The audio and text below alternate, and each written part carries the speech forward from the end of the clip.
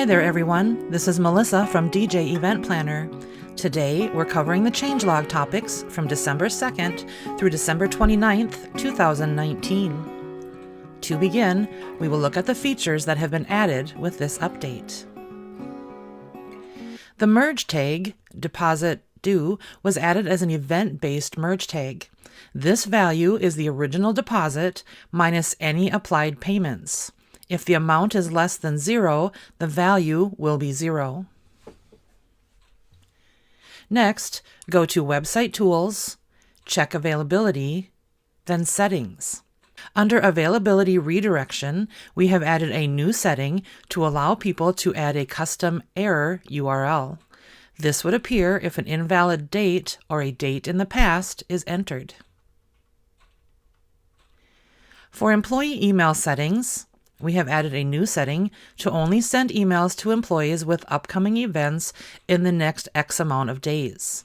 You can set that by going to Setup, Emails, Employees, Edit or Create a Template, then go to the Scheduling tab. There are new merge tags for employee-based email templates, and these can be found under the Merge Tag button.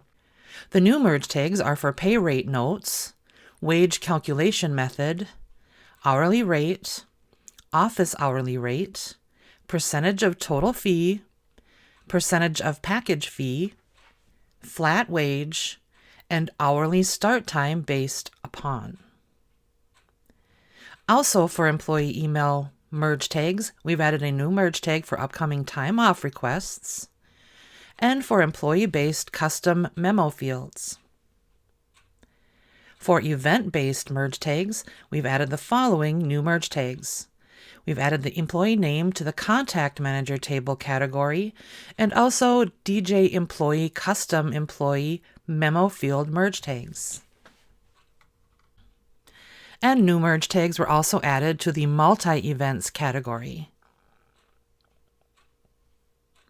Next, we've added a setting to control the wording for the planning form merge tag not found replacement.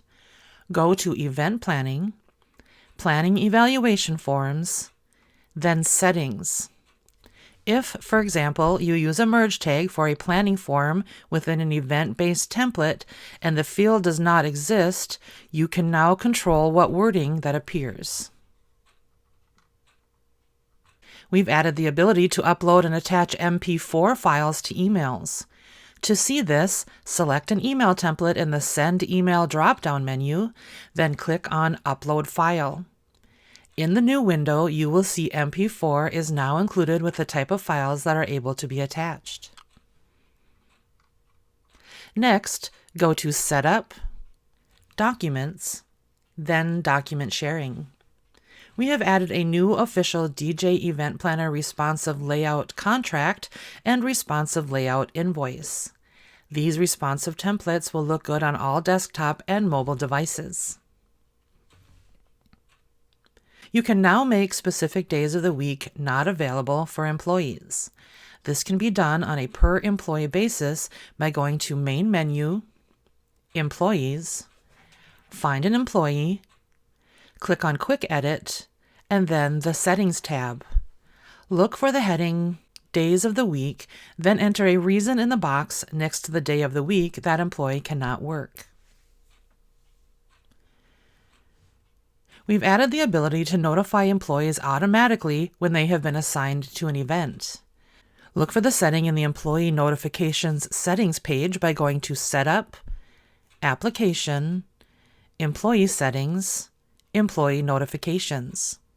You can choose which email template you would like to send, disable any employees you do not want to receive any notification, and also check here if you would like them to be marked as notified.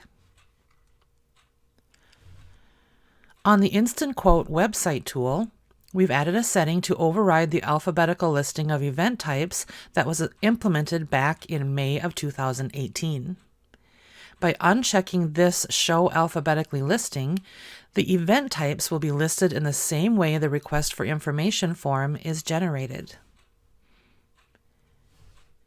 When adding a new event, we have enabled links to events and appointments on the Employee Check Availability pop-up window. These links are clickable to the event appointments and are color coordinated to the event status of that event.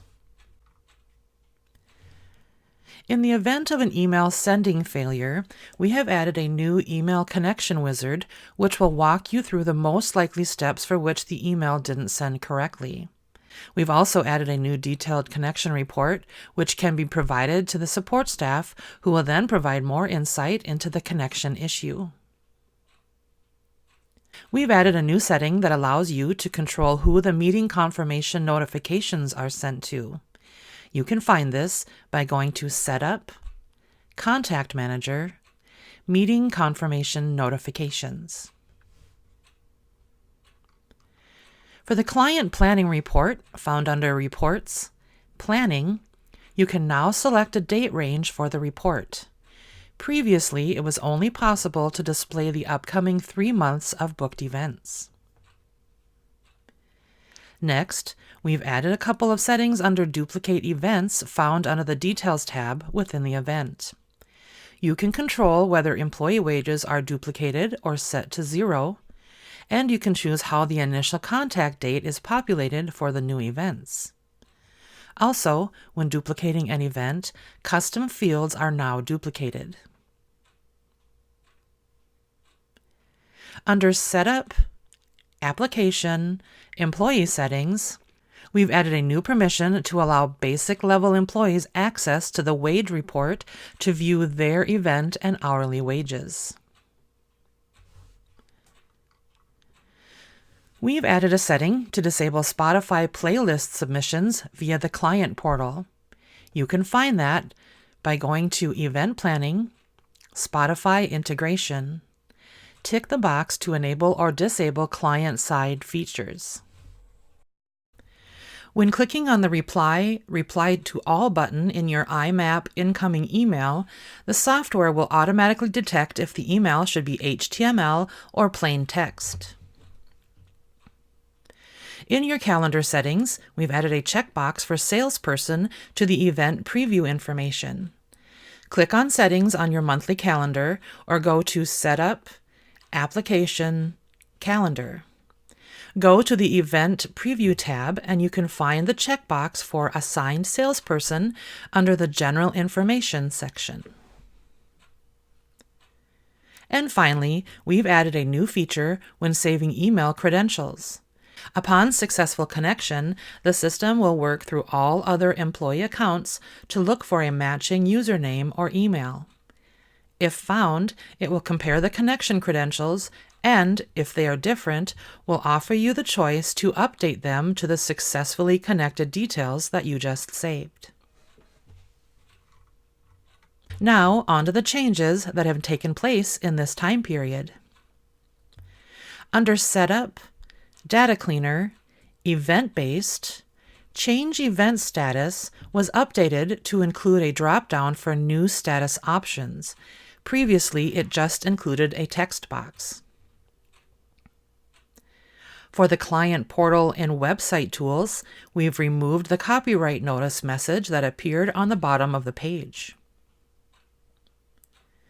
Under Settings for your calendar, we have completely rewritten the script to import ICS, iCal files into the calendar.